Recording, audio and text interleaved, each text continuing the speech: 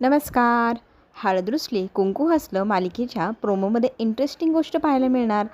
आज गोंधळ चालू असताना पूजाच्या मनात जरा कपटी भावना आली. इतका छान गोंधळ चालू, सगळेजण आपापल्या तालासुरात देवी आईचे जागर करत असतात, तिच्या नावाचा उदो उदो करत असतात. पण ह्या कपटी असलेल्या ह्या पूजेने काय केलं, केळाचं साल नाचता नाचता मुद्दामच कृष्णाच्या पायाखाली येईल अशा दिशेने टाकलं आणि कोणीतरी त्या केळाला पाहून त्या सालीला ढकलून दिलं आणि ते ढकललं तर कुठे, सावित्रीच्या पायाजवळ. सावित्रीला खूपच कसतरी वाटलं. सावित्रीने ते पुन्हा तिकडे ढकललं जिकडनं आलं होतं तिकडनं. आता ते साल अशा ठिकाणी गेलं ज्या ठिकाणी पूजा नाचता नाचता पाय ठेवणार.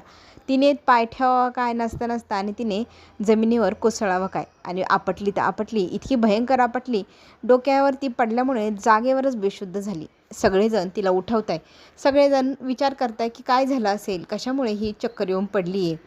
कोण काय म्हणतंय की लग्नाला 4च दिवस झाले. मैनावती तर म्हणते एवढ्या लवकर दिवे लावले, प्रचंड वेगाने दिवे लावले. सगळेजण तिला रागवतात, असं काही बाई बोलू नको. बघता बघता इथे पूजेच्या तोंडावरती पाणी शिंपडण्यात येतं. ती शुद्धीवर येते. शुद्धीवर आल्यावर आपली कृष्णा तिला हात देते उठण्यासाठी, तर तिला हात ढकलत म्हणू लागते की माझ्यापासून लांब राहायचं आणि माझ्यासमोर ही चांगुलपणाची नाटकं करायची नाही. तर आता चांगुलपणाची नाटकं म्हणजे मी नक्की काय केलं असं कृष्णा विचारते. तर ती कृष्णाला म्हणू लागते की तूच मला धक्का दिलास आणि मला मुद्दाम तू खाली पाडलं. आता हे सगळं ऐकल्यानंतर दुष्यंतच्या तळपायाची आग मस्तकातच गेली. माझी बायको असलं काही करणार नाही.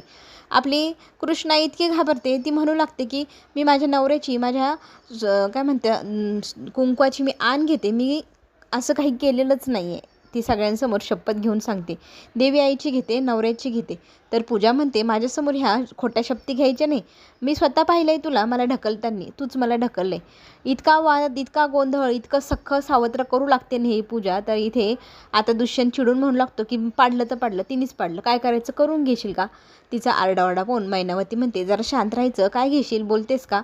तर आता इथे आपण पाहतोय पूजाने शांत राहण्याच्या बदल्यात काय घेतलं आहे. तर तिचं म्हणणं आहे की उद्या पंचायतीत अख्ख्या गावासमोर, पंचांसमोर हिने माझी माफी मागायची, तेही पाय धरून. आता लायकी नसणारी व्यक्ती पाय धरून माफी मागायला सांगते, तेही अख्ख्या गावासमोर. आता हे कृष्णाला दुष्यंत करू देईल का. आपली मूर्ख असलेली पूजा तिच्यासमोर ह्या आपल्या पंचाने असं करावं का. आता हे सगळं खरंच पाहण्यासारखं आहे. आढळराव कृष्णाची बाजू घेत आहे, तिला अख्ख्या गावासमोर मान देत आहे की पूजाच्या पाया पडायला सांगून आपल्या कृष्णाचा अपमान करताय. हे सगळं काही पाहण्यासाठी आपण पुन्हा भेटूया. तोपर्यंत घेऊ छोटीशी विश्रांती.